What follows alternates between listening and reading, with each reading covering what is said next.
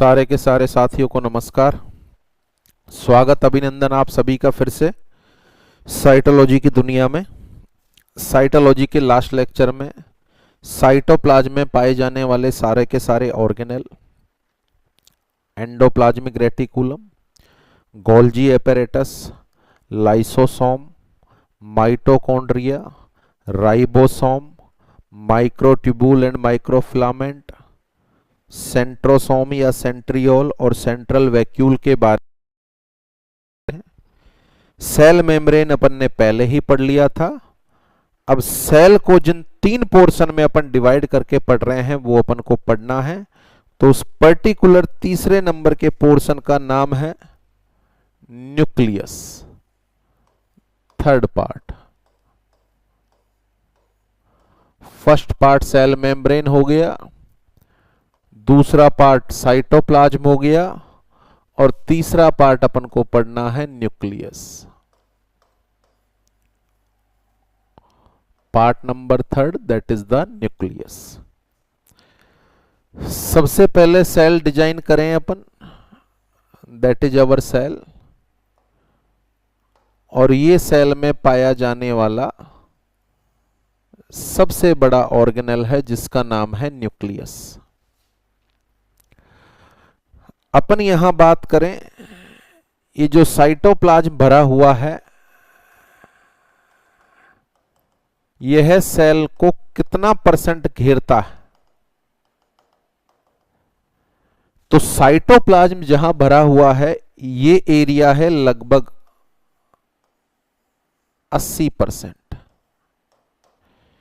यह एरिया है लगभग 80%। अच्छा, न्यूक्लियस कितने हिस्से को घेर रहा है?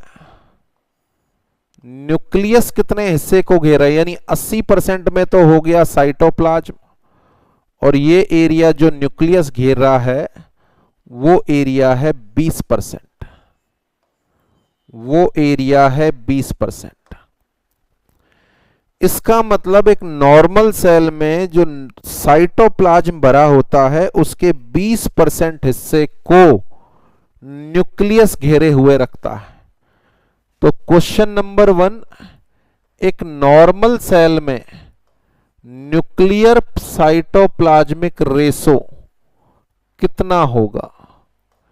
एक नॉर्मल सेल में न्यूक्लियर साइटोप्लाज्मिक रेशो कितना होगा? इसका आंसर है 1:4।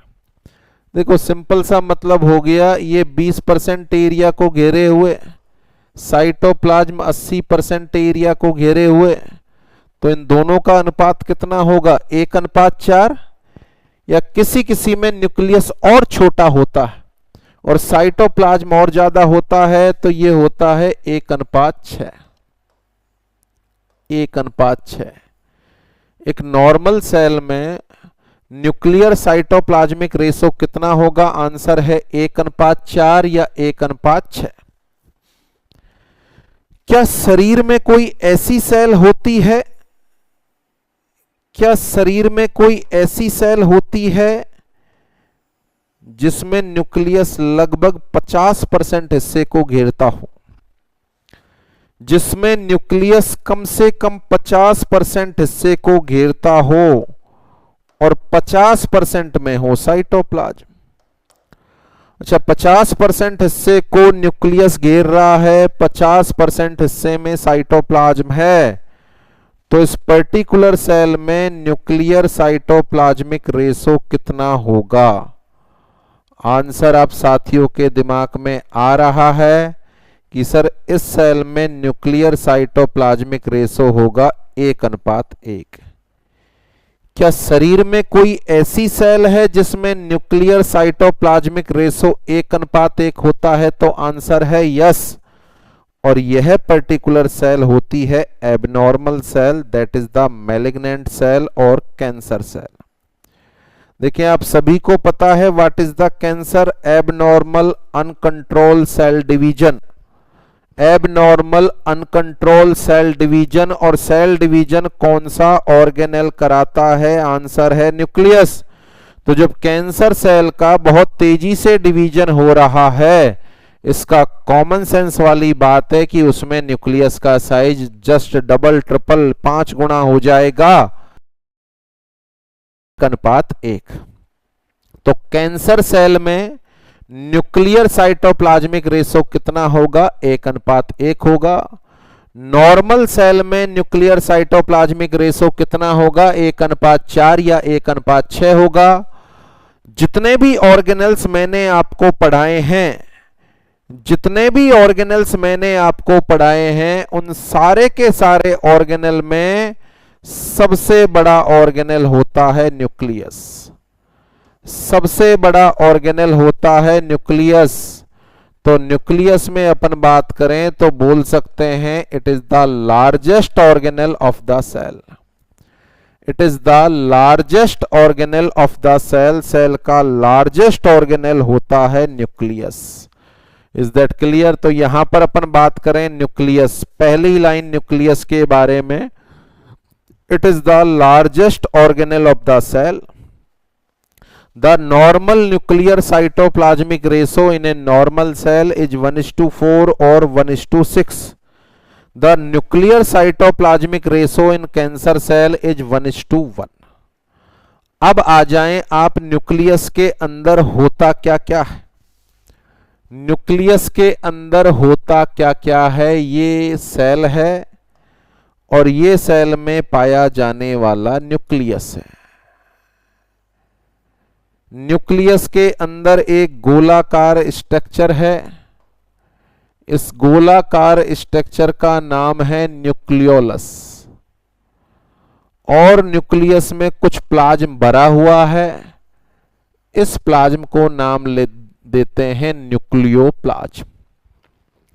देखें, ये सेल आपको दिख रही है। इस सेल के अंतर्गत है न्यूक्लियस। इस न्यूक्लियस को यदि अपन बाहर निकाल कर देखें तो इस न्यूक्लियस की स्ट्रक्चर में ये कॉमन कंपोनेंट होंगे। न्यूक्लियस के अंदर एक गोलाकार स्ट्रक्चर होगी। इस गोलाकार स्ट्रक्चर में कुछ सब्सटेंस भरा हुआ है। मुझे भी नहीं पता क्या भरा हुआ है, अभी एनालिसिस करेंगे तो देखेंगे। और साथ में ये एक प्लाज्म भरा हुआ है। न्यूक्लियस के अंदर भरे हुए इस प्लाज्म को बोलते हैं न्यूक्लियोप्लाज्म। चलो स्ट्रक्चर का एनालिसिस करें। ये मैं आपको पढ़ा रहा हूं स्ट्रक्चर ऑफ न्यूक्लियस। सबसे पहले न्यूक्लियस के बाहर की मेम्ब्रेन। न्यूक्लियस के बाहर की मेम्ब्रेन को नाम देते हैं अपन न्यूक्लियर मेम्ब्रेन। न्यूक्लियस के बाहर की मेम्ब्रेन को अपन नाम देते हैं न्यूक्लियर मेम्ब्रेन। न्यूक्लियस में ये जो गोलाकार स्ट्रक्चर है, ओवल शेप्ड स्ट्रक्चर है, इसका नाम है न्यूक्लियोलस। केंद्रक में पाई जाने वाली केंद्रिका। केंद्रक में पाई जाने वाली केंद्रिका। इस केंद्रिका के अंदर ये जो ब्लैक कलर का सब्सटेंस भरा हुआ है, न्यूक्लियोलस में जो सब्सटेंस भरा हुआ है वह सब्सटेंस है आरएनए। गौर करना इस बात पर। न्यूक्लियस के बाहर की मेम्ब्रेन न्यूक्लियर मेम्ब्रेन हो गई। दूसरा, अंदर की अंडाकार संरचना न्यूक्लियोलस जिसमें भरा हुआ है आरएनए। और इसके अलावा ये जो प्लाज्म, न्यूक्लियोलस की मेम्ब्रेन और न्यूक्लियर मेम्ब्रेन के बीच में ये जो प्लाज्म भरा हुआ है, इस पर्टिकुलर प्लाज्म को नाम देते हैं अपन न्यूक्लियोप्लाज्म। इस पर्टिकुलर प्लाज्म को नाम देते हैं अपन न्यूक्लियोप्लाज्म। तो न्यूक्लियस की स्ट्रक्चर के 3 कंपोनेंट हो गए। पहला कंपोनेंट न्यूक्लियस के बाहर की मेम्ब्रेन, न्यूक्लियर मेम्ब्रेन। न्यूक्लियस में पाई जाने वाली अंडाकार स्ट्रक्चर जिसमें आरएनए होता है, न्यूक्लियोलस। और न्यूक्लियस के अंदर भरा हुआ प्लाज्म जिसका नाम है न्यूक्लियोप्लाज्म। इस न्यूक्लियोप्लाज्म को मैं बाहर निकालकर इसका एनालिसिस करूं तो इस न्यूक्लियोप्लाज्म में मुझे मिलता है डीएनए। इस न्यूक्लियोप्लाज्म में मुझे क्या मिलता है? डीएनए। यह जो डीएनए होता है, यह जो डीएनए होता है, यह एक पर्टिकुलर प्रोटीन के साथ कॉन्जॉइंट हो जाता है, एक प्रोटीन के साथ कॉन्जॉइंट हो जाता है। इस पर्टिकुलर प्रोटीन का नाम है हिस्टोन प्रोटीन। यह डीएनए कौन से प्रोटीन के साथ मिलकर जुड़ता है? तो आंसर है हिस्टोन प्रोटीन। और डीएनए और हिस्टोन प्रोटीन दोनों आपस में मिलकर एक कंपोनेंट का निर्माण करते हैं, जिसको अपन नाम देते हैं क्रोमेटिड, जिसको अपन नाम देते हैं क्रोमेटिड। और ये क्रोमेटिड ही आगे चलकर निर्माण करते हैं क्रोमोसोम का। क्रोमेटिड ही आगे चलकर निर्माण करते हैं क्रोमोसोम्स का। तो गौर करो भैया, क्रोमोसोम का निर्माण किसके द्वारा हुआ? डीएनए के द्वारा। क्रोमोसोम का निर्माण किसके द्वारा हुआ? डीएनए के द्वारा। एक नॉर्मल सेल में क्रोमोसोम की बात करें, इंसान की हर एक नॉर्मल सेल में कितने क्रोमोसोम होते हैं? 46। कितने क्रोमोसोम होते हैं? 46। इस 46 क्रोमोसोम का भी एनालिसिस किया जाए, मेल का जीनोटाइप लिख रहा हूं, सॉरी, ये एक जीनोटाइप लिख रहा हूं, ये दूसरा जीनोटाइप लिख रहा हूं।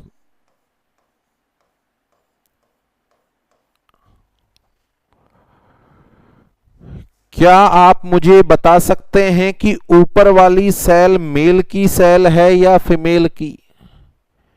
मेल की सेल है या फीमेल की? तो सारे साथी आंसर दे रहे हैं कि सर ऊपर वाली सेल तो फीमेल वाली सेल है। अच्छा भैया, नीचे वाली सेल मेल वाली सेल है। दोनों को बता दिया आपने, फीमेल वाली सेल और मेल वाली सेल। अब 1 मिनट के लिए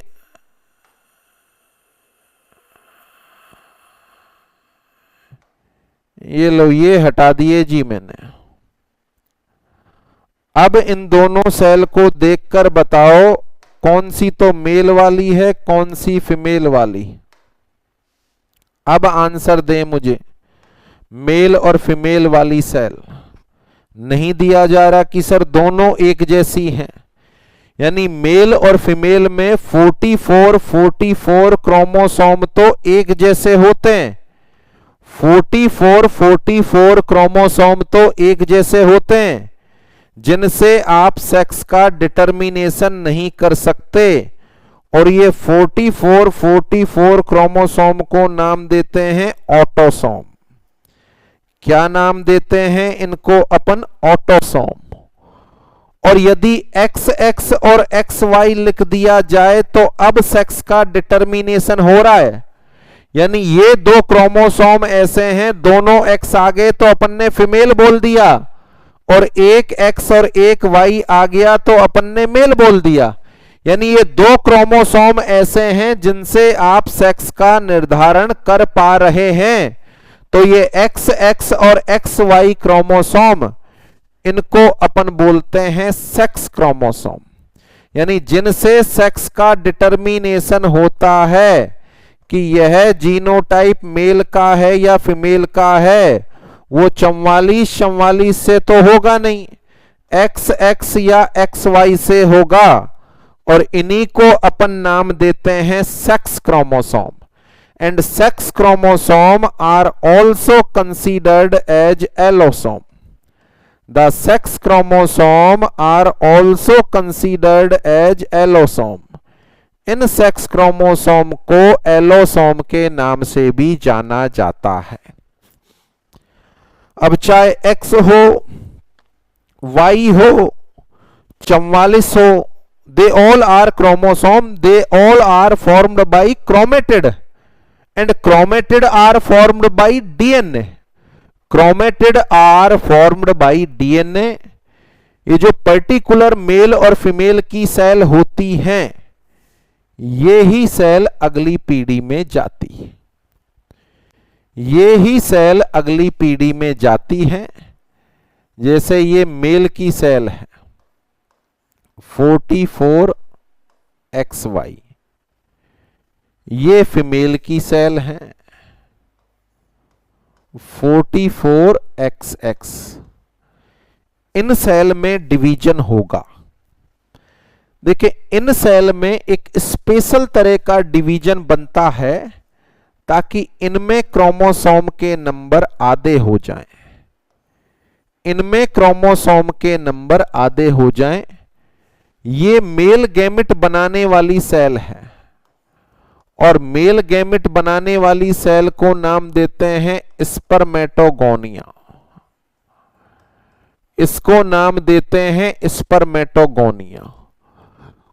और फीमेल गैमेट्स बनाने वाली सेल को नाम देते हैं oogonia। अब इन सेल में एक स्पेशल तरह का डिवीजन होने वाला है, उस डिवीजन से इनमें क्रोमोसोम के नंबर आधे हो जाएंगे। तो स्पर्मेटोगोनिया से आगे निर्माण होगा स्पर्म का,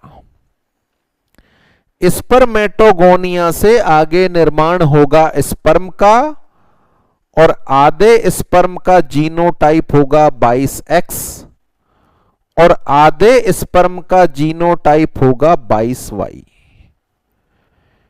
ये स्पेशल तरह का डिवीजन जिसमें क्रोमोसोम के नंबर आधे हो रहे हैं, इस डिवीजन को नाम देते हैं अपन मियोसिस।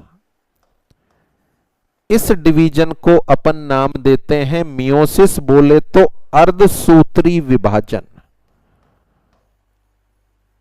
अर्धसूत्री विभाजन। इसी तरीके से फीमेल गैमेट्स बनाने वाली सेल में डिवीजन होगा और यहां भी मियोसिस होगा, अर्धसूत्री विभाजन होगा, ओवम बनेगा, रिलीज होगा, जिसमें क्रोमोसोम होंगे 22X। एक साइड में मेल गैमेट्स हो गए और दूसरी साइड में फीमेल गैमेट्स हो गए। अब इनसे बेबी का निर्माण होगा। After the copulation, when the sperm are inoculated inside the vagina, they run through the cervix, uterus and reaches to the fallopian tube and fuse the female gametes। देखो, ये वाला स्पर्म इसको फ्यूज करे, zygote का निर्माण हो गया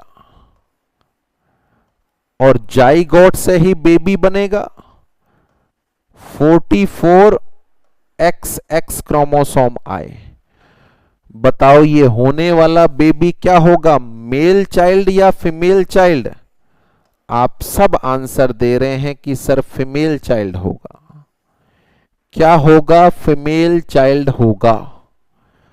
अगर ये वाला स्पर्म इसको फ्यूज करे तो, ये वाला स्पर्म इसको फ्यूज करे तो 44XY, ये वाला जो बेबी बच्चा होगा, जाइगोट बनेगा, कैसा चाइल्ड होगा? ये मेल चाइल्ड होगा। देखो, फर्टिलाइजेशन के दौरान क्रोमोसोम का मिलन हो रहा है।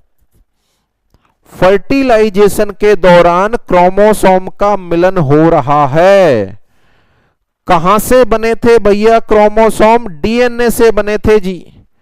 इसका मतलब डीएनए का मिलन हो रहा है और ये जो बच्चे पैदा होंगे इनमें सारे के सारे करैक्टर, मैक्सिमम करैक्टर अपने मां बाप के होंगे। आंखों का कलर, शरीर का colour, teeth, even then IQ, body built, लंबाई, बालों का कलर, ये सारे मां बाप से काफी हद तक मिलते जुलते हैं। तो मां बाप से आखिर बच्चों को क्या मिला जो इतने सारे गुण मिल गए? आंसर है डीएनए मिला। इसका मतलब डीएनए एक पीढ़ी से दूसरी पीढ़ी में ट्रांसफर होता है तो बहुत सारे करैक्टर को भी लेकर जाता है। That's why the DNA is known as genetic material. Genetic material कहा जाता है क्योंकि यह एक पीढ़ी से अगली पीढ़ी में ट्रांसमिट होता है। क्योंकि ये जो क्रोमोसोम आपस में मिल रहे हैं और 46 क्रोमोसोम की एक सेल बन रही है, ये 46 क्रोमोसोम की सेल आगे चलकर चाइल्ड बेबी का निर्माण करेगी। तो बेबी यूनिसेल से बना, यूनिसेलुलर हुआ, यानी एक सेल से बेबी का निर्माण हुआ। और ये एक सेल किससे मिली? मेल और फीमेल के गैमेट के फ्यूज होने से। यहां एक क्वेश्चन और मेरा आप साथियों से, ये बच्चा मेल, ये बच्चा है फीमेल।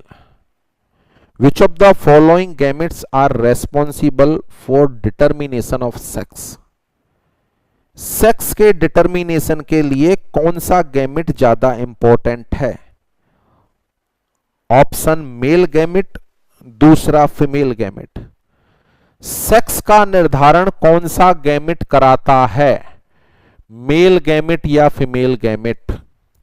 आप अच्छे से समझ पा रहे हैं, फीमेल दोनों गैमेट तो एक समान है। ये तो एक्स है, अगर एक्स वाला स्पर्म मिल गया तो होने वाला बच्चा फीमेल हो गया, और वाई वाला मिल गया तो होने वाला बच्चा मेल हो गया। तो डिटर्मिनेशन या निर्धारण कौन करा रहा है? Male gamete. कौन करा रहा है? मेल गैमेट्स करा रहे हैं। ये सारा कुछ पढ़ाने का मेरा मकसद ये 3 पॉइंट में बताना चाह रहा हूं, फिर से सुने। मेरा या आपके हजारों करैक्टर अपने मम्मी या पापा से मिलते हैं। क्यों मिलते हैं भैया? क्योंकि उनका डीएनए अपन को प्राप्त हुआ है। उनसे जो स्पर्म और ओवम के मिलने से एक सेल बनी, उससे अपन बने, उसमें फादर और मदर का डीएनए आया था।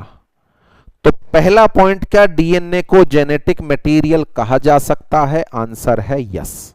समझ पा रहे हैं। नंबर 2, मेल या फीमेल गैमेट के बनने के दौरान एक स्पेशल तरह का डिवीजन होता है जिसका नाम है अर्धसूत्री विभाजन या मियोसिस। यह विभाजन केवल और केवल पूरे शरीर में यहीं पर होता है, यहां के अलावा कहीं नहीं होता। रटना नहीं है, अपने शरीर में हर जगह पर एक ही तरह का डिवीजन है जिसका नाम है समसूत्री या माइटोसिस। केवल गैमीटोजेनेसिस के दौरान एक स्पेशल तरह का डिवीजन होता है जिसका नाम है मियोसिस, क्योंकि यहां क्रोमोसोम की संख्या आधी करनी होती है। यह बॉडी की डिमांड या नीड है, क्योंकि इन दो सेल को आगे चलकर आपस में मिलना है। एक पल के लिए आप मान ले कि ये वाला डिवीजन शरीर में नहीं हो तो 46 मेल गैमेट 46 फीमेल गैमेट दोनों मिले तो हो गया 92। सोचो 92 में इंसान का बच्चा पता नहीं कैसा पैदा होगा। फिर 92 मिले हो गया 184, पता नहीं वो आदि मानव महामानव क्या होगा। इसका मतलब मानव का बच्चा मानव होता है और उसमें 46 क्रोमोसोम ही होते हैं। 46 क्रोमोसोम ही होते हैं। वो 46 तभी होंगे जब फादर मदर में जो सेल आपस में मिलने वाली हैं उनमें क्रोमोसोम आधे हो जाएं। तो मेल गैमेट और फीमेल गैमेट में एक स्पेशल तरह का डिवीजन होता है जिसको अपन बोलते हैं क्या? मियोसिस। Is that clear?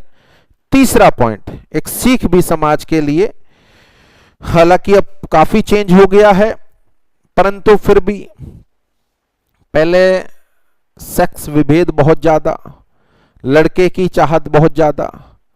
लड़की होने पर, आज से 30 साल 40 साल पुरानी बात कर रहा हूं, अब तो पूरा चेंज हो चुका है। लड़की होने पर दोष फीमेल का होता। अब आप साइंटिफिकली बता दें कि लड़की होना या लड़के होने के लिए किसके गैमेट जिम्मेदार है? फीमेल के या मेल के? और फर्टिलाइजेशन तो एक ब्लाइंड प्रोसेस है। बिलियंस की संख्या में स्पर्म पुट डाउन किए जाते हैं, आधे एक्स वाले होते हैं आधे वाई वाले होते हैं। कौन सा स्पर्म फ्यूज करने वाला है क्या इसका प्रेडिक्शन होता है? नहीं। परंतु फिर भी सेक्स का डिटर्मिनेशन किसके गैमेट से हो रहा है? मेल या फीमेल? आंसर है male gametes. Is that clear?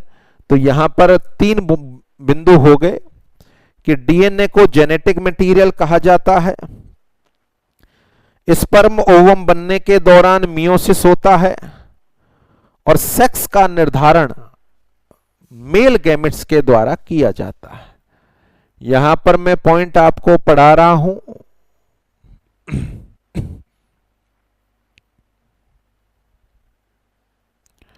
यहां पर पॉइंट अपन पढ़ रहे हैं स्ट्रक्चर ऑफ न्यूक्लियस। पॉइंट अपन पढ़ रहे हैं structure of nucleus, that is the structure of nucleus. फिर से गौर करें, न्यूक्लियस के बाहर की मेम्ब्रेन न्यूक्लियर मेम्ब्रेन, न्यूक्लियस के अंदर अंडाकार स्ट्रक्चर न्यूक्लियोलस जिसमें भरा हुआ है आरएनए, न्यूक्लियस में भरा हुआ प्लाज्म न्यूक्लियोप्लाज्म जिसमें भरा हुआ है डीएनए, डीएनए स्टोन प्रोटीन के साथ मिलकर बनाता है, क्रोमेटिड से आगे चलकर बनते हैं क्रोमोसोम, क्रोमोसोम इंसान की सेल में होते हैं 46, 46 में से 44 मेल और फीमेल में एक जैसे होते हैं जिनको नाम देते हैं अपन ऑटोसोम। और XX और XY जो सेक्स का डिटर्मिनेशन करते हैं उनको नाम देते हैं sex chromosome, and these sex chromosome are also known as allosome. These sex chromosome are also known as allosome, इनको एलोसोम के नाम से जाना जाता है। Is that clear? That is the structure of nucleus. अगला पॉइंट, सेल में nucleus क्या क्या काम करता है? What are the functions performed by the nucleus? What are the functions performed by the nucleus? देखिए, सेल में किसी भी तरह की कोई भी एक्टिविटी होनी है, जैसे रफ एंडोप्लाज्मिक रेटिकुलम पर किसी भी तरह का प्रोटीन बनना है, तो सबसे पहले तो कोई इसको बताए कि भैया प्रोटीन बनाओ। यह भी बताना पड़ेगा कौन सा प्रोटीन बनाना है।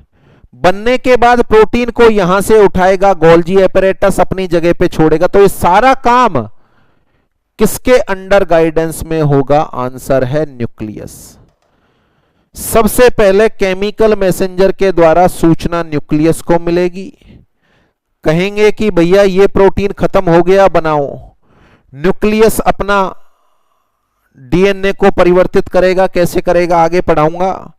फिर राइबोसोम पर सूचनाएं भेजेगा, वहां प्रोटीन बनेगा, फिर रफीआर उठाएगा, अपनी जगह छोड़कर आएगा। तो सेल में जितनी भी एक्टिविटी होनी है वह बिना न्यूक्लियस की मर्जी के नहीं हो सकती। सारी की सारी एक्टिविटी को कंट्रोल करने का काम करता है न्यूक्लियस।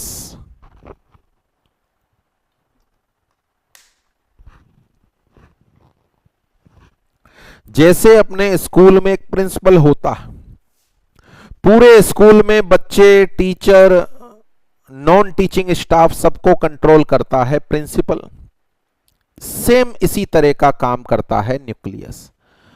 बट क्या प्रिंसिपल को किसी काम की जरूरत पड़ती है तो वह खुद उठ कर थोड़ी जाता?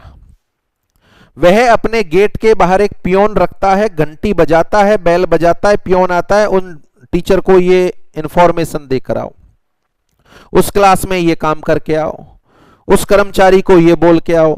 यानी पियोन काम करता है। यहां न्यूक्लियस के पियोन का काम करता है डीएनए। सेल में होने वाली सारी की सारी एक्टिविटी को कंट्रोल करने की जिम्मेदारी न्यूक्लियस की होती है। किसकी सहायता से वह कंट्रोल करता है? आंसर है डीएनए की सहायता से।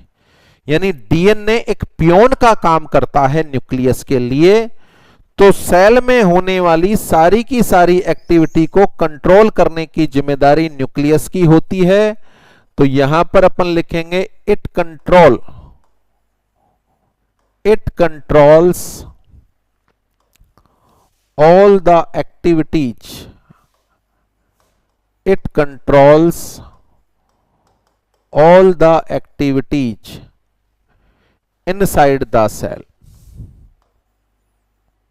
It control all the activities inside the cell. किसकी सहायता से कंट्रोल करेगा? डीएनए की सहायता से, with the help of DNA. With the help of DNA, cell में होने वाली सारी की सारी एक्टिविटी को कंट्रोल करने की जिम्मेदारी न्यूक्लियस की होती है, डीएनए की मदद से कंट्रोल करता है. So that's why the nucleus is also known as controller of the cell. Nucleus is also known as controller of the cell. इसी को सेल का कंट्रोलर कहा जाता है, या इसी को अपन नाम देते हैं प्रिंसिपल ऑफ द सेल. इसी को अपन नाम देते हैं प्रिंसिपल ऑफ द सेल. देखो 3 क्वेश्चन हो गए इसमें. सेल का सबसे बड़ा ऑर्गेनल कौन सा? आंसर है nucleus. Controller of the cell कौन होगा? Nucleus. Principal of the cell कौन होगा? न्यूक्लियस. इस प्रिंसिपल की मदद करने वाला पार्ट कौन सा होगा? आंसर है DNA. That is the meaning of nucleus. Cell में होने वाली सारी की सारी एक्टिविटी को कंट्रोल करने की जिम्मेदारी न्यूक्लियस की होती है. Is that clear? That is the meaning of nucleus. देखिए क्या पढ़ाया मैंने न्यूक्लियस के बारे में. एक नॉर्मल सेल में न्यूक्लियर साइटोप्लाज्मिक रेशो 1:4 या 1:6. कैंसर सेल में यह रेशो 1:1. सेल के सबसे बड़े ऑर्गेनेल का नाम न्यूक्लियस होता है. स्ट्रक्चर ऑफ न्यूक्लियस कंप्लीट हो गई. एलोसोम क्या है, ऑटोसोम क्या है, सेक्स क्रोमोसोम क्या है, डीएनए को जेनेटिक मटेरियल क्यों बोल रहे हैं, अर्धसूत्री विभाजन केवल कौन सी सेल में होता है, सेक्स का डिटर्मिनेशन मेल गैमेट या फीमेल गैमेट से होता है, ये सारा इसमें क्लियर हो गया. क्या काम करता है? सब कुछ. क्या काम करता है? सब कुछ. किसकी सहायता लेता है? डीएनए की. और डीएनए की सहायता से सेल में होने वाली सारी की सारी एक्टिविटी को कंट्रोल करता है कौन? Nucleus. So that's why the nucleus is also known as controller of the cell और principal of the cell. Is that clear? ये न्यूक्लियस के बारे में सारी बातें हो गई. एक और चीज ये मान के चलें,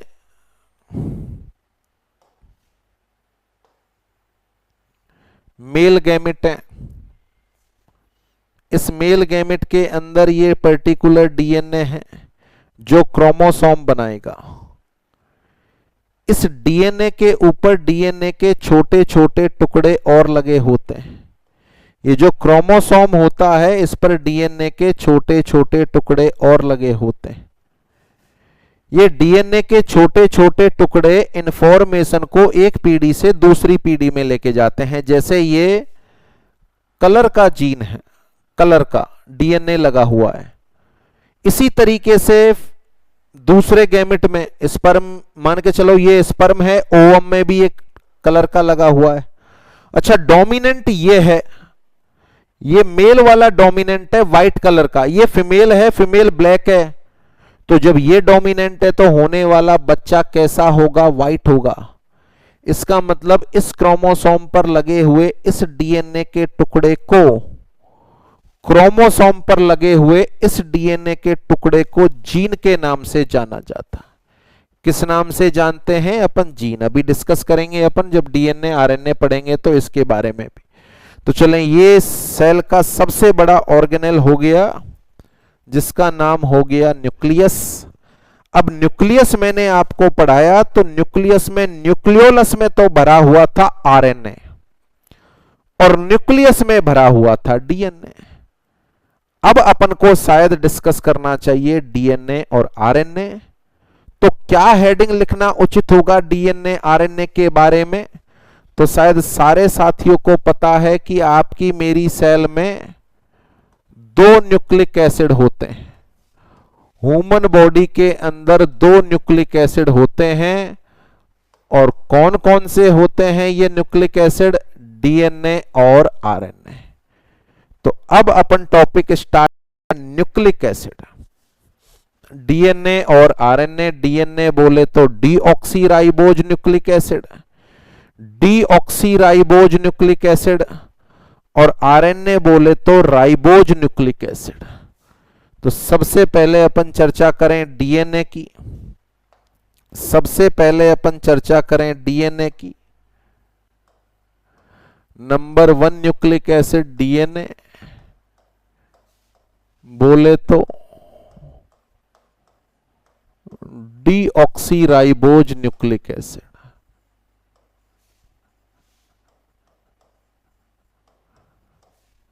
यह एक न्यूक्लिक एसिड होता है जो ह्यूमन बॉडी में पाया जाता है, जिसको डीऑक्सीराइबोज न्यूक्लिक एसिड के नाम से जाना जाता है। डीएनए जैसे ही आता है, 8वीं क्लास से आपके मेरे दिमाग में फिक्स एक डायग्राम आता है।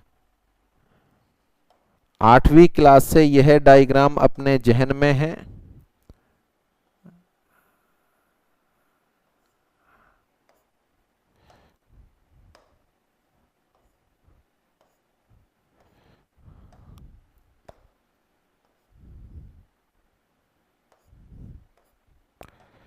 देखें डीएनए में ये डबल हेलिक्स वाला डायग्राम आता है। डबल हेलिक्स वाला डायग्राम आता है। जैसे अपने सीढ़ी होती है, इसी तरह का डायग्राम अपने दिमाग में आता है। तो इस डीएनए में पहला शब्द यदि मैं बोलना चाहूं तो पहला शब्द होगा DNA is A nucleic acid. DNA is A nucleic acid जिसमें 2 स्ट्रैंड होती है, जिसमें 2 स्ट्रैंड होती हैं, इसलिए अपन बोलते हैं DNA is a double stranded nucleic acid. DNA is a double stranded nucleic acid. Double stranded इसलिए बोला कि इसमें 2 स्ट्रैंड होती है। इस डीएनए में यदि इस छोटे से हिस्से, ये जो इसके हेलिक्स हैं, देखो एक तो हेलिक्स ये हो गए, ये वाले, ये तो हो गए कौन से वर्टिकल, और ये हो गए हॉरिजॉन्टल। तो ये जो वर्टिकल वाला पार्ट है, इसको हटाकर इसकी स्ट्रक्चर को देखें तो इसकी स्ट्रक्चर में अपन को 2 कंपोनेंट देखने को मिलेंगे। इसकी स्ट्रक्चर में अपन को 2 कंपोनेंट देखने को मिलेंगे। एक तो मिलेगा फॉस्फेट और दूसरा मिलेगा सुगर। सुगर में जो सुगर इसके अंदर होगी, उस सुगर का नाम होगा डीऑक्सीराइबोज सुगर। उस सुगर का नाम होगा डीऑक्सीराइबोज सुगर। वर्टिकल रीड की बात कर रहा हूं मैं। इस वर्टिकल रीड को यदि मैं निकाल कर देखूं तो इसकी स्ट्रक्चर में क्या मुझे देखने को मिलेगा? एक तो फॉस्फेट देखने को मिलेगा। यहां पर मैं डील कर रहा हूं स्ट्रक्चर ऑफ डीएनए। एक तो मुझे देखने को मिलेगा क्या? नंबर 1 फॉस्फेट देखने को मिलेगा वर्टिकल रीड में, और नंबर 2 सुगर देखने को मिलेगी। सुगर होगी डीऑक्सीराइबोज। और जब मैं इनको डील करता हूं, ये जो हॉरिजॉन्टल लगे हुए हैं, मैं इनको डील करता हूं, तो यहां पर मुझे 4 अलग अलग तरह के बेस देखने को मिलते हैं। बेस बोले तो क्षार। इनको नाम देते हैं अपन नाइट्रोजन बेस। हॉरिजॉन्टल में बात कर रहा हूं, इनको अपन नाम देते हैं नाइट्रोजन बेसेज। क्षार होते हैं। कौन कौन से क्षार होते हैं जी? कौन कौन से क्षार होते हैं? तो देखें ये वाला, ये है एडेनिन।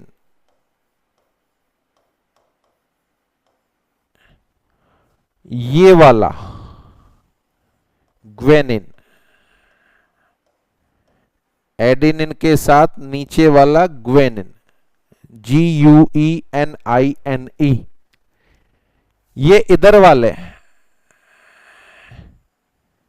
ये है thymine.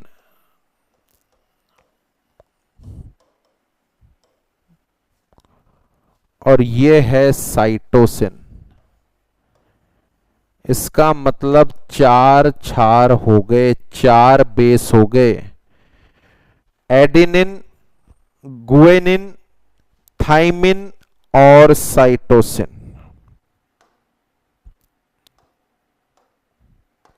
Is that clear? Sorry, ये 4 बेस हो गए।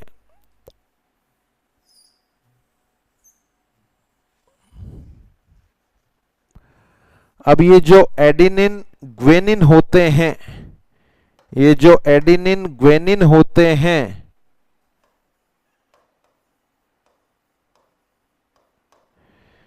इनको अपन नाम देते हैं प्यूरीन बेस। ये होते हैं प्यूरीन बेस। और ये जो थाइमीन और साइटोसिन होते हैं, इनको अपन नाम देते हैं पिरामिडीन बेस। यानी 2 तरह के क्षार होते हैं डीएनए में, प्यूरीन और पिरामिडीन। प्यूरीन और पिरामिडीन, ये 2 तरह के क्षार होते हैं।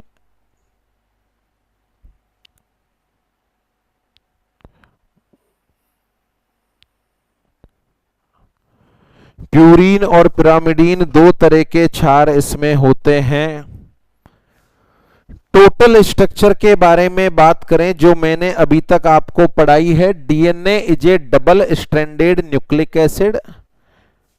2 स्ट्रैंड इसमें पाई जाती हैं। इसकी स्ट्रक्चर में वर्टिकल रीड में होता है फॉस्फेट और सुगर, सुगर में होती है डीऑक्सीराइबोज। और 2 तरह के नाइट्रोजन बेस होते हैं जिनको अपन प्यूरीन और पिरामिडीन के नाम से जानते हैं। प्यूरीन में होता है एडेनिन ग्वेनिन और पिरामिडीन में होता है थाइमीन और साइटोसिन। अब ये जो बेस होते हैं, ये जो बेस होते हैं, ये आपस में एक दूसरे से अटैच होते हैं। ये आपस में एक दूसरे से अटैच होते हैं। एडेनिन मान के चलो थाइमिन से अटैच हो गया, एडेनिन थाइमिन से अटैच हो गया और ग्वेनिन साइटोसिन से अटैच हो गया, साइटोसिन से अटैच हो गया। तो ये जो अटैच होते हैं, इनके बीच में पर्टिकुलर बॉन्ड होते हैं।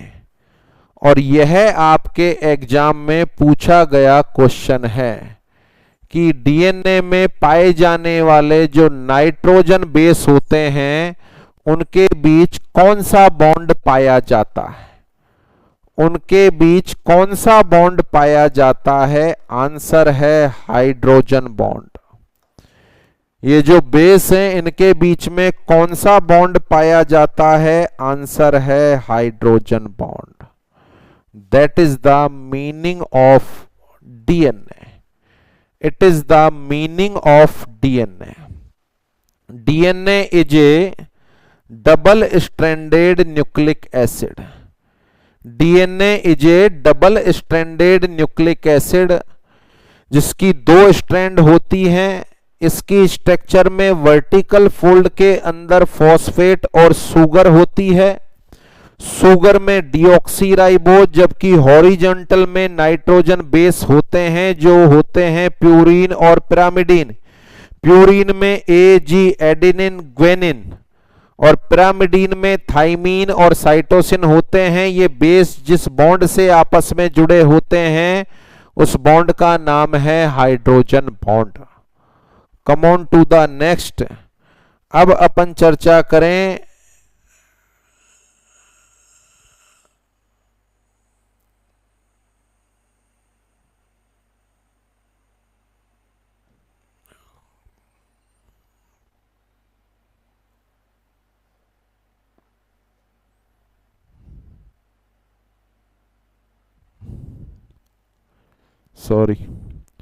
Sorry for disturbance. अब अपन चर्चा करें कि यह डीएनए कौन सा फंक्शन परफॉर्म करता है। What is the function of DNA? देखें, अभी अभी समझाया, क्या डीएनए को जेनेटिक मटेरियल कहा जा सकता है? आंसर है यस। इसका मतलब यह एक जनरेशन की इंफॉर्मेशन को अगली जनरेशन में ट्रांसफर करता है। तो अपना पॉइंट है what is the function of DNA. तो पहली बात इसके बारे में, DNA is a genetic material which carry the information from one generation to another generation.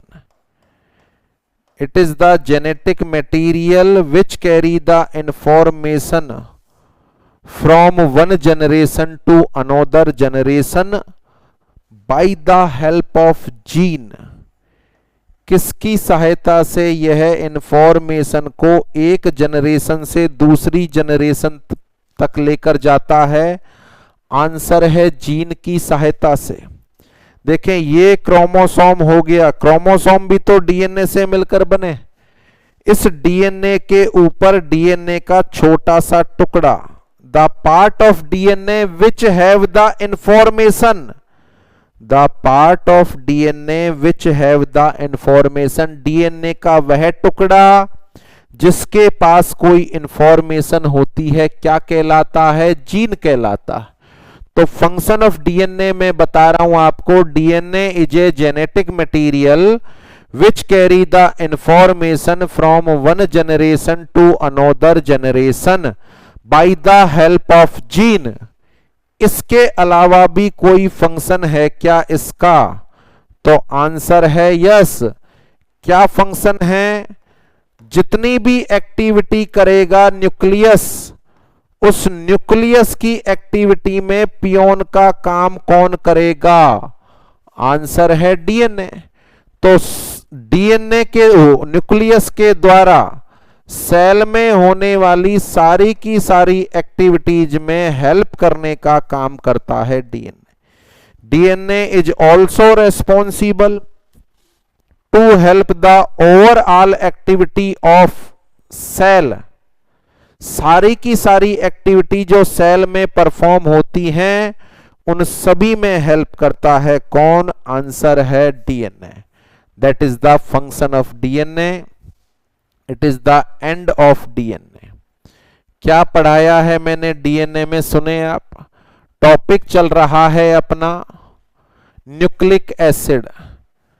Nucleic acid में पहले नंबर का न्यूक्लिक एसिड जिसका नाम है डीएनए। डीएनए की full form deoxyribose nucleic acid. It is a double stranded nucleic acid. Structure of DNA, इसके जो vertical strand होते हैं वो फॉस्फेट और सुगर से मिलकर बने होते हैं। सुगर में डीऑक्सीराइबोज सुगर पाई जाती है। उसके अलावा हॉरिजॉन्टल जो पार्ट होते हैं उनमें दो तरह के बेस होते हैं, प्यूरीन और पिरामिडीन। प्यूरीन में एडेनिन ग्वेनिन और पिरामिडीन में थाइमिन साइटोसिन। ये आपस में जुड़े होते हैं कौन से बॉन्ड के द्वारा? Hydrogen bond.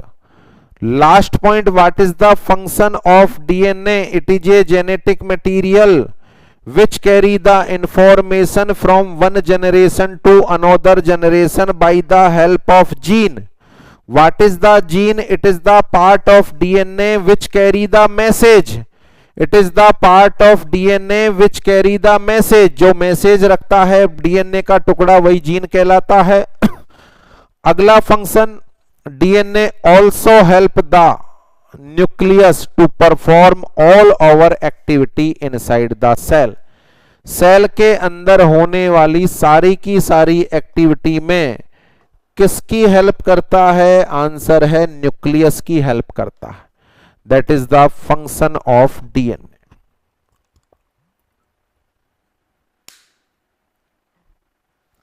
तो ये पहला न्यूक्लिक एसिड कंप्लीट होता है जिसका नाम है DNA. Come on to number 2, second nucleic acid, it is the RNA. RNA बोले तो राइबोज न्यूक्लिक एसिड। आरएनए बोले तो राइबोज न्यूक्लिक एसिड।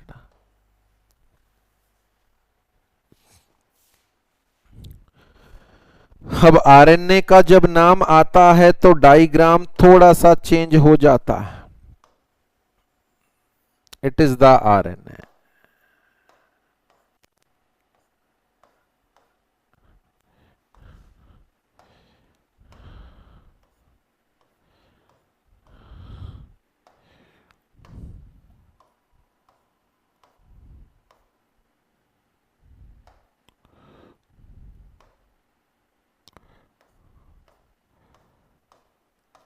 आरएनए में केवल एक ही स्ट्रैंड होती है, यानी पहला वर्ड हो गया आरएनए डबल स्ट्रैंडेड नहीं होता, it is a single stranded nucleic acid.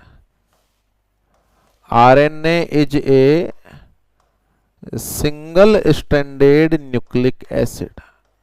Point number 1। अगला पॉइंट, इसकी स्ट्रक्चर में क्या होता है? It is composed bye phosphate. इसमें भी फॉस्फेट होता है। जो इसकी वर्टिकल रीड है उसमें फॉस्फेट होता है, सेम शुगर होता है। यहां अंतर है कि आरएनए में शुगर डीऑक्सीराइबोज ना होकर राइबोज होता है। आरएनए में शुगर डीऑक्सीराइबोज ना होकर राइबोज होता है। और यहां भी उसी तरह के नाइट्रोजन बेसेज होते हैं। वही दो तरह के नाइट्रोजन बेस होते हैं, प्यूरीन बेस और पिरामिडीन बेस। प्यूरीन बेस के अंदर सेम होते हैं एडिनिन और ग्वेनिन। एडिनिन और ग्वेनिन। परंतु पिरामिडीन जो बेस होते हैं वहां पर थाइमीन नहीं होता। वहां थाइमीन की जगह यूरेसिल आ जाता है। वहां थाइमीन की जगह यूरेसिल आ जाता है। That is the structure of RNA. अब ये तो 8वीं 10वीं क्लास से अपने दिमाग में फिक्स है। डीएनए और आरएनए में अंतर बताओ। अंतर number 1, DNA is a double stranded whereas RNA is a single stranded nucleic acid. अंतर नंबर 2, डीएनए में डीऑक्सीराइबोज शुगर होती है जबकि आरएनए में राइबोज शुगर होती है। अंतर नंबर 3, डीएनए में जहां पर थाइमीन पाया जाता है आरएनए में थाइमीन की जगह यूरेसिल होता है। आरएनए में थाइमीन की जगह यूरेसिल होता है। That is the meaning of RNA. RNA बोले तो ribose nucleic acid. It is a single stranded nucleic acid which has been composed by phosphate, ribose, sugar and 4 nitrogenous bases which include purine and pyrimidine base. These are adenine, guanine, uracil and cytosine. What is the main difference between RNA and DNA? वो double standard होता है जबकि ये single standard होता है। उसमें deoxyribose sugar है, इसमें राइबोज शुगर है। उसमें जहां थाइमिन होता है उसकी जगह इसमें यूरेसिल होता है।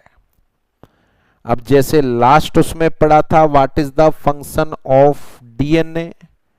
DNA is a genetic material which carry the information from one generation to another generation by the help of gene. It also help all over the activity which has been performed by the nucleus. Then what is the function of RNA? क्या काम करता है cell में पाया जाने वाला RNA? तो answer है all type of RNA. Next lecture में आने वाले हैं all type of RNA, tRNA, mRNA, rRNA. कोई सा भी आरएनए हो, नेक्स्ट लेक्चर में 100% समझ में आ जाएगा जब मैं पढ़ाऊंगा। अभी के लिए याद रख लो, all type of RNA is responsible for protein synthesis, क्योंकि ये पूरा टॉपिक मैं आपको पढ़ाने वाला हूं प्रोटीन सिंथेसिस। कौन कौन सा आरएनए कैसे कैसे प्रोटीन के निर्माण में मदद करता है। अभी के लिए याद रख लें, all type of RNA is responsible for protein synthesis. All type of RNA is responsible for protein synthesis, चाहे वो टीआरएनए हो, आरआरएनए हो, एमआरएनए हो, सारे के सारे प्रोटीन का निर्माण करते हैं। It is the end of nucleic acid.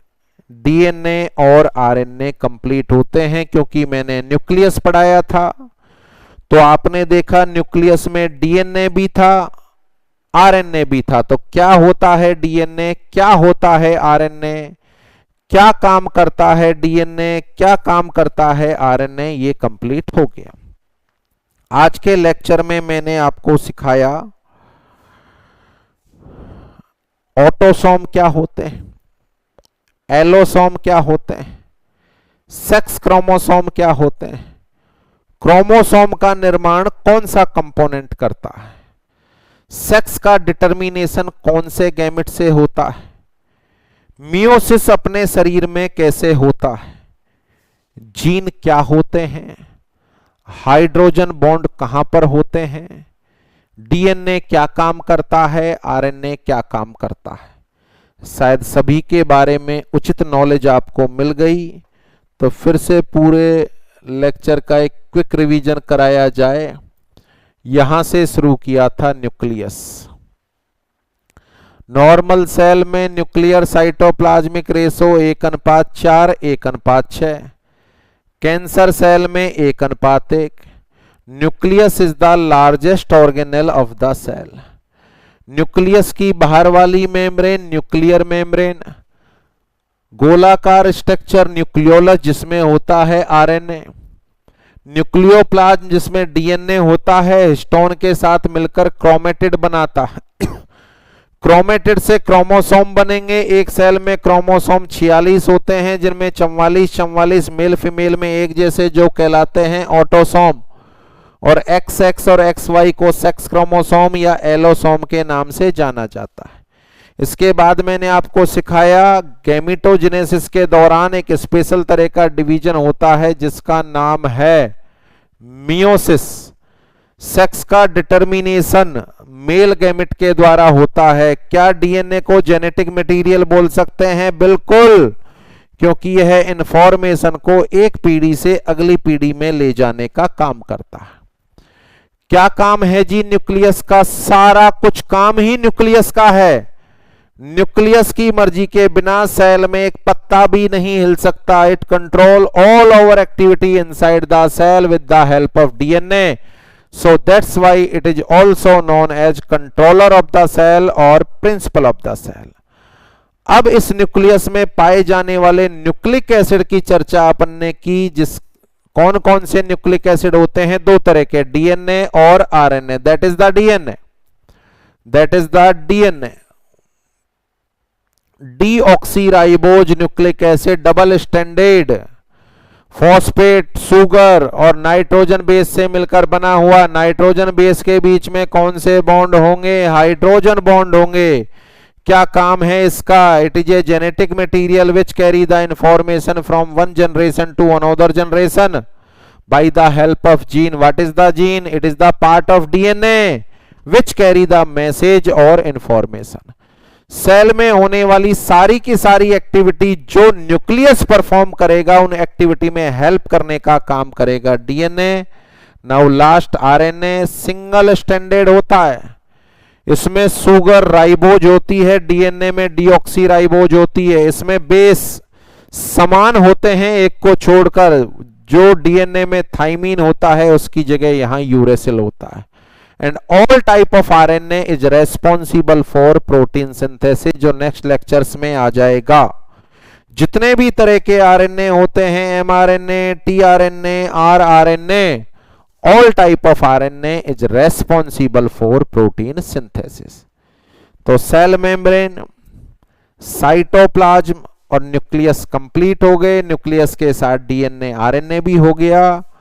Next lecture में अपन डिस्कस करेंगे, जो फर्स्ट लेक्चर में सेल में अपन ने सेल डिवीजन और प्रोटीन सिंथेसिस की बात की थी, उसको अपन डिस्कस करेंगे। I think all is clear. तो टाइम हैज ओवर। आज के अभी के लिए इतना ही। नेक्स्ट लेक्चर में अपन फिर से मिलते हैं और सेल के बचे हुए पोर्शन को कंप्लीट करते हैं। तो आप साथियों का बहुत बहुत धन्यवाद। Thanks to all.